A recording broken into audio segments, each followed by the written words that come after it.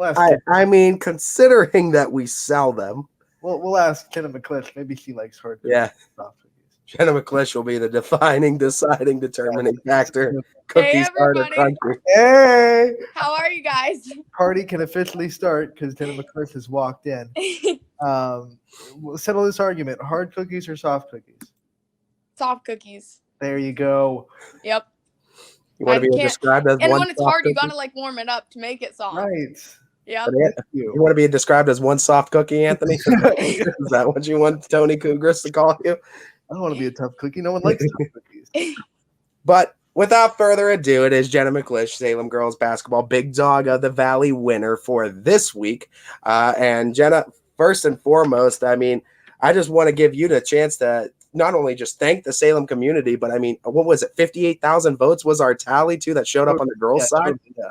Yeah, that's absolutely incredible. 58,000 people. So just talk to me about what that means to you that your Salem community, out of those 58,000 votes, showed up the strongest and voted you.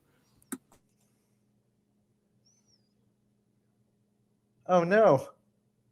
It's because you put up that cookie argument, Anthony, and you froze the whole system.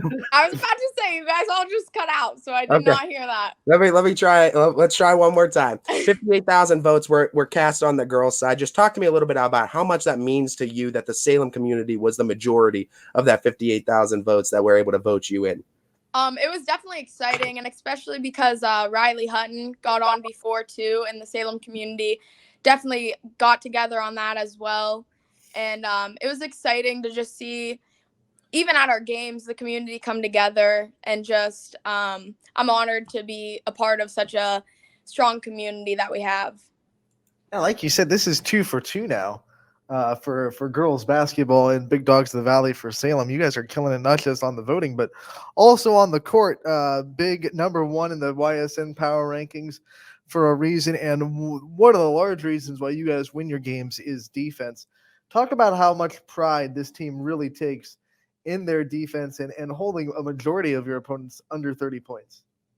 Yeah, we do. I mean, practices, it's all about defense. I mean, we go into the games and we know we're not the biggest team, so we know we got to do the little things when we get out there. But, I mean, really it just comes together of everybody knows when you're on that court, you just got to give it everything when you're out there. And Hamilton and all the rest of the coaching staff, Bailey, Spack, Coach Drager, I mean, Coach Day, they're awesome. And we just have fun with it too. And we're so competitive even at practice, which helps us during the games a lot. Let's go jump in the time machine a little bit and go back to where this whole basketball journey started. When was your first memory of basketball, and when did you first find yourself falling in love with the sport? Oh, gosh. I mean, us girls, we've played together for a long time. I mean, my dad had me in the basement dribbling, both hands, looking up. I mean, Kevin Jameson, Tony Troy. I mean, they all started us super young. We came together in 2nd, 3rd grade, and we've played together since. And it's been an awesome journey with everybody that's been a part of it. Man, you're bringing up some big names in Salem girls basketball lore there. Name dropping. Speaking of that, in your journey, who are some of the people that you have looked up to, that you have kind of taken as role models as basketball players and tried to not copy your game after, but definitely mold your game after, now that you've kind of gotten to the pinnacle of your basketball career? Yeah, definitely growing up, Amy Scullion, that came from Salem, and she was offered at Ohio State for volleyball and basketball, and we'd go and watch her, and it was just like an awesome experience. So like growing up, we were always like, we want to be Amy Scullion. So she was definitely a big role.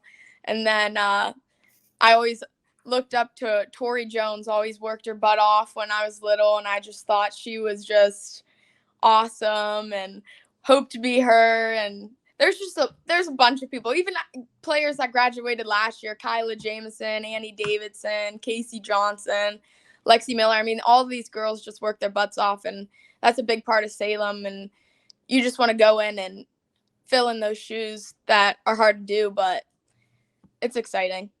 And just a follow-up question real quick, because you were that girl looking up to the girls when you were younger, but now you're in a position where I'm sure little girls are saying, I want to be like Jenna McClish on the basketball court, or I want to be like one of your teammates. What's that kind of like, knowing that you went through that and now you're in the position where little girls are watching you guys play and succeed and wanting to emulate what you guys are doing?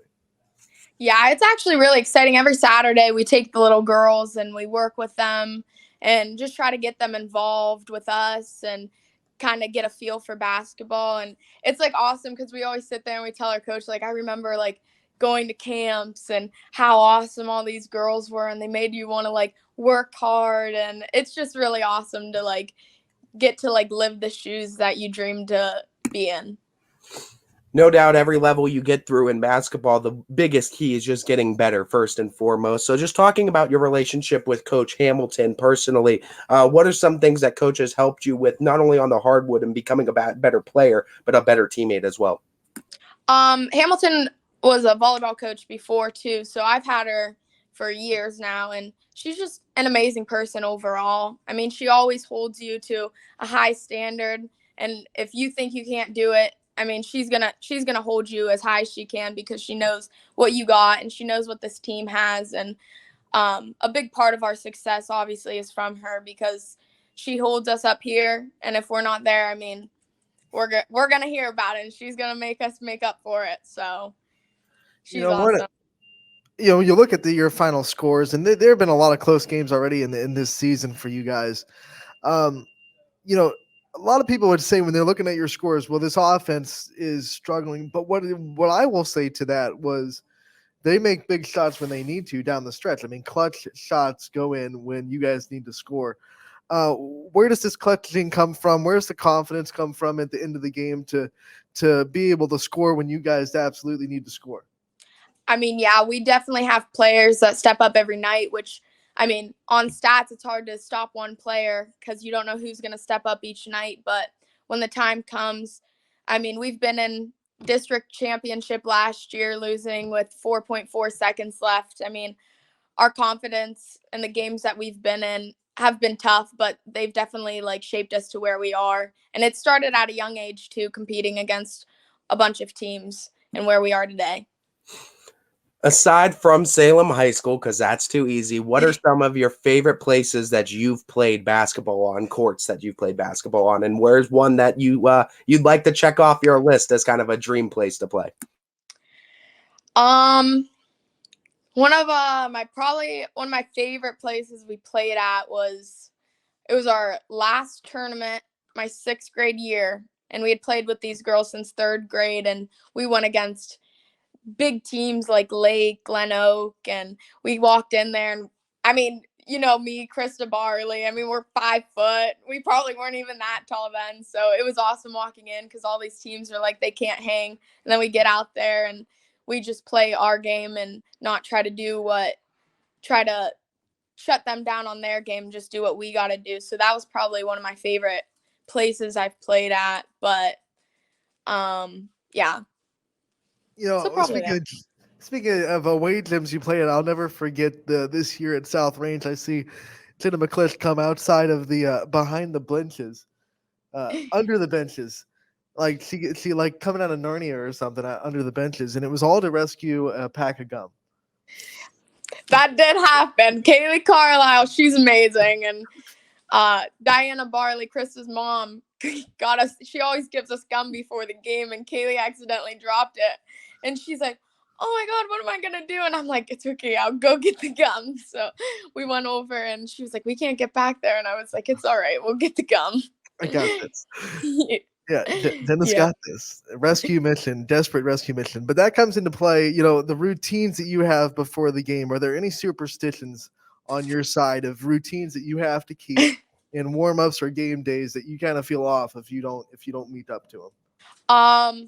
I'm very like with what I wear, it has to be like the same.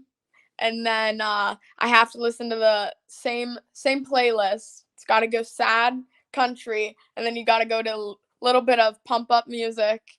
And then I can't be too serious before a game. I never play good if I am. So with this group, we like to just have fun with each other, which really helps a lot. So get your mind away from the game, but still like in the game, that you aren't completely set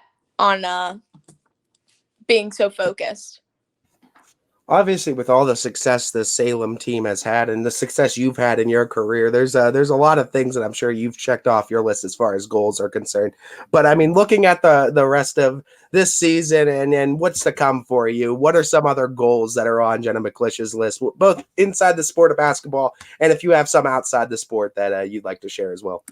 Yeah, I definitely have a lot of goals, and I mean, I focused more on the team goals, so we're hoping to just take it one game at a time, give us the strong defense we like to come out with, and just we're hoping by the end of the year we can set a school record for the lowest points scored in a game for keeping our opponents under. So that's a big goal that we have. And then just goal overall for me is just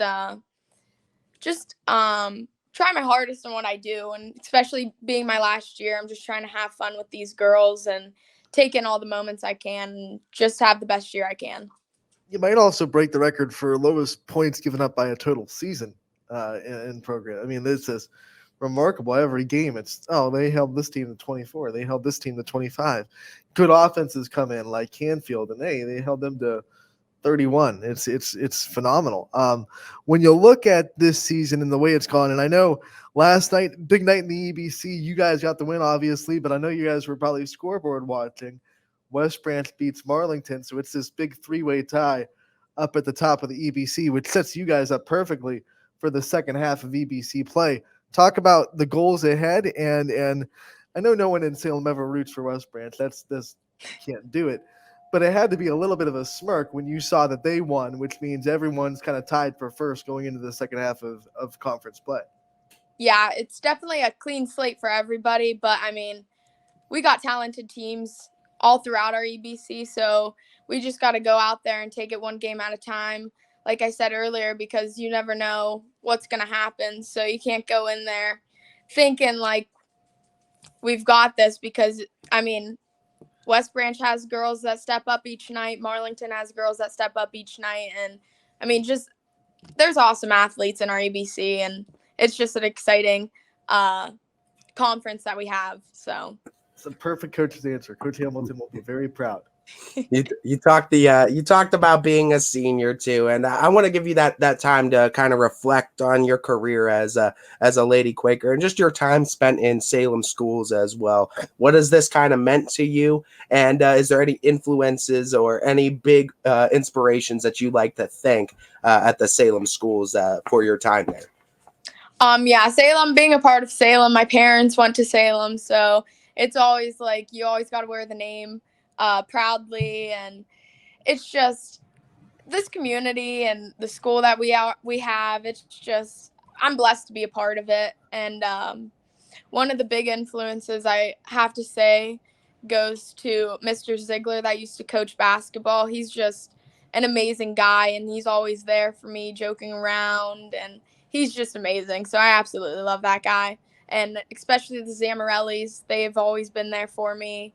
Lori Brooks, Becky Carner. I mean, the people, I could go on with a bunch of people in this community, but it's just amazing the people that you get to grow up with, and they get to see me grow as from a little. I mean, I'm still little, but just seeing how I've matured over the years, and just having them a part of it and them guiding me to where I am today. All right, Jenna, before we let you go, like we do with every player profile, we want to give you the chance to kind of shout out your support system, the people that have had your back throughout your whole career, and kind of what they mean to you in your journey.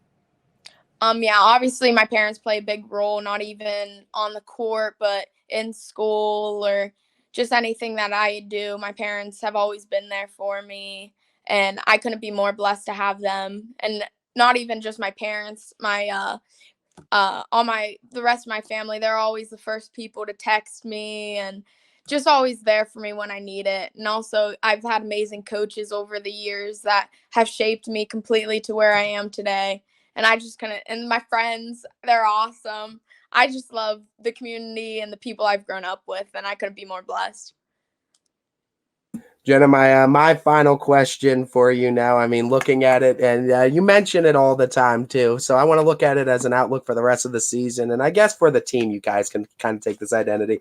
You always you mentioned the height disadvantage. You were mentioning it even back as early as sixth grade. Talk to me. Is this something that helps motivate you each and every game? Do you come in with this "I'm an underdog" mentality, and you just have this? Do you have this mentality that everyone's already counting you out? Are you trying to make yourself mad, or what is that mentality like going into it? Because it seems like you're always going in with the underdog mentality. For sure. I mean, walking into the court, you have teams that start laughing because I mean they're 5 foot. What are they gonna do?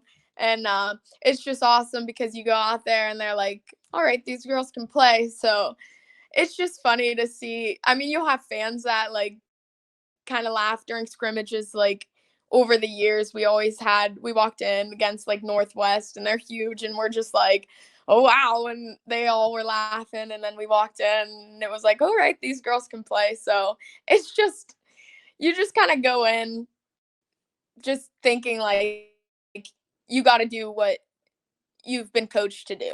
You can't think like you got to stop them in the post because they have to figure out how to stop us somewhere else. So Jenny, it might be small, but you play big. One of the reasons why you've won Bear Brothers Big Dog of the Valley.